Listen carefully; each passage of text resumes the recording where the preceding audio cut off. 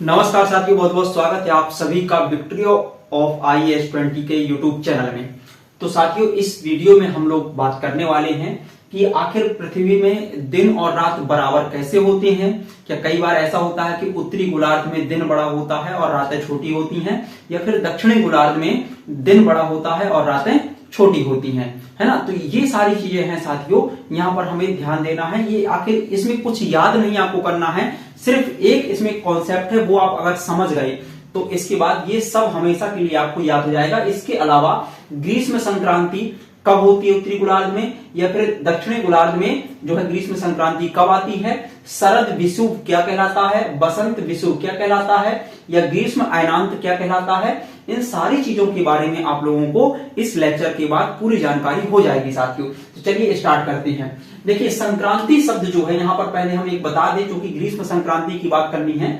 तो संक्रांति शब्द लैटिन भाषा के सेटल्ड सन से आया है। संक्रांति का मतलब होता है सेटल्ड, यानी कि ठहरा हुआ सूर्य, है ना। तो संक्रांति का मतलब क्या होता है साथियों, ठहरा हुआ सूर्य होता है इसका मतलब। अब देखिए यहाँ पर एक चीज आपको समझनी है साथियों कि पृथ्वी चूंकि अपने अक्ष की ओर 23.5 डिग्री अंश पर झुकी हुई है ना, और इस कारण से ही पृथ्वी में दिन और रात अलग अलग होते हैं, अलग अलग स्थानों पर, और ऋतुएं परिवर्तित होती हैं। इसका कारण मेन यही है, और इसके अलावा पृथ्वी की जो परिक्रमण गति है उसकी वजह से भी ऋतुओं में परिवर्तन आता है। अब हम इस पर मेन बात करते हैं।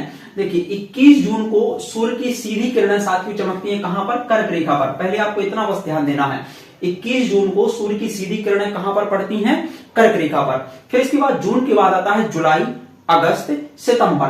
तो 23 सितंबर को सूर्य की सीधी किरणें कहां पर पड़ती हैं, विषुवत रेखा में, यानी कि विषुवत रेखा में यहां पर सूर्य की सीधी किरणें डायरेक्ट पड़ेंगी। तो प्रकाश यहां पर ज्यादा रहेगा, यहां पर तापमान ज्यादा भी रहेगा 23 सितंबर को, है ना। और इसके बाद सितंबर के बाद अक्टूबर, फिर नवंबर और फिर दिसंबर आएगा साथियों। तो यहां पर 22 दिसंबर को अगर आप देखें तो 22 दिसंबर को सूर्य की सीधी किरणें कहां पर पड़ती हैं, मकर रेखा में साथियों सूर्य की सीधी किरणें पड़ती हैं 22 दिसंबर को, है ना।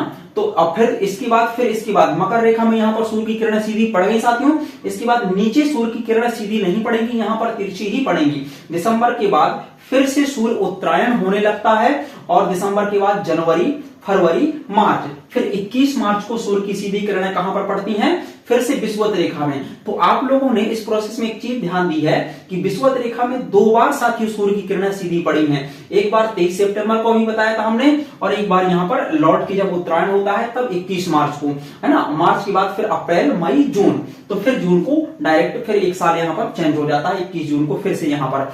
तो विषुवत रेखा में सूर्य की किरणें साथियों 2 बार साल में सीधी पड़ती हैं। इसी कारण से विषुवत रेखा वाले क्षेत्रों में, या जिन देशों से विषुवत रेखा गुजरती है वहां पर गर्मी ज्यादा रहती है, वहां की जलवायु अलग रहती है, यानी कि उष्ण प्रकार की जलवायु वहां पर होती है, उष्ण कटिबंधीय क्षेत्र में वो आ जाता है, ठीक है ना। अब आप ही बताइए, अगर 21 जून को यहीं पर तो अपना भारत है, ये अपना है ना, 21 जून को अगर सूर्य की सीधी किरणें कर्क रेखा में पड़ती हैं, और कर्क रेखा साथियों भारत से होकर के गुजरती है, तो क्या भारत में सीधी किरणें पड़ेंगी, बिल्कुल हाँ पड़ेंगी यहां पर, है ना। तो अगर 21 जून को सूर्य की सीधी किरणें भारत में पड़ेगी तो भारत में सबसे बड़ा दिन होगा, क्योंकि दिन की अवधि यहां पर ज्यादा हो जाएगी।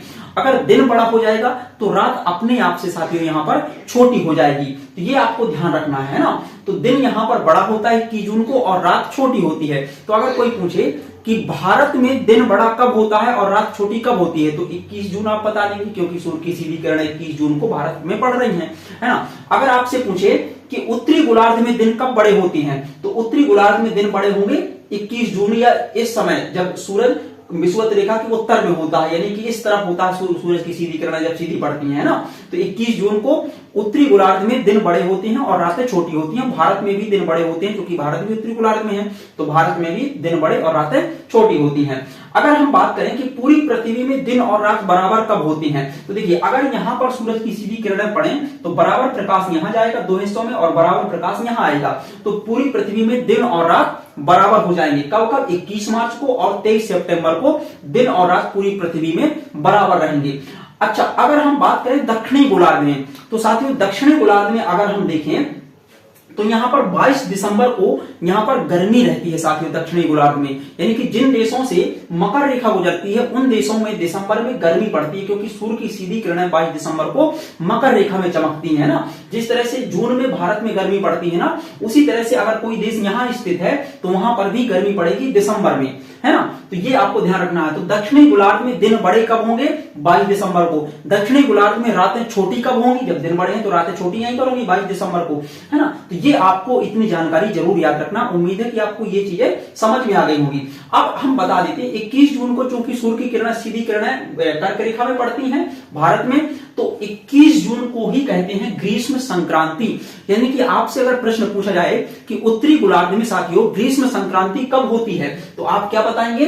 21 जून को उत्तरी गोलार्ध में ग्रीष्म संक्रांति होती है, और इसी को हम कहते हैं ग्रीष्म अयनांत। इसी को साथियों क्या कहते हैं? ग्रीष्म अयनांत भी कहते हैं, है ना। अगर हम बात करें कि बसंत विषुव कब होता है, तो 21 मार्च को साथियों बसंत विषुव होता है ना। और शरद विषुव कब होता है, तो 23 सितंबर को शरद विषुव होता है। शरद विषुव का मतलब कि यहां से सर्दियां आने चालू हो जाती हैं 23 सितंबर के बाद से, है ना। और यहां पर बसंत विषुव क्योंकि 21 मार्च से बसंत और इसके बाद ग्रीष्म ऋतु लागू हो जाती है, तो 21 मार्च से चालू हो जाता है बसंत विषुव और 23 सितंबर को होता है शरद विषुव होता है। तो ये भी साथियों आपको ध्यान रखना है। 21 जून को सूर्य की सीधी किरणें भारत में पड़ती हैं, कर्क रेखा में पड़ती हैं। भारत में सबसे बड़ा दिन होता है। इसी कारण साथियों अंतरराष्ट्रीय योग दिवस भी 21 जून को मनाया जाता है, जिसकी शुरुआत प्रधानमंत्री मोदी जी के द्वारा 2015 से की गई थी। तो ये भी आपको ध्यान रखना है। तो साथियों उम्मीद है हमें कि ये टॉपिक आपको पसंद आया होगा। यदि साथियों वीडियो पसंद आए तो वीडियो को लाइक करें और चैनल को सब्सक्राइब जरूर करें। धन्यवाद।